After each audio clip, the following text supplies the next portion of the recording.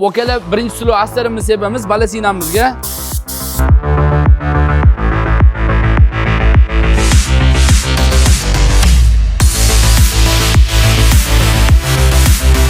Spekaga rang sepish jarayoni. Hozir bu birinchi silo zapanashi bo'ladi.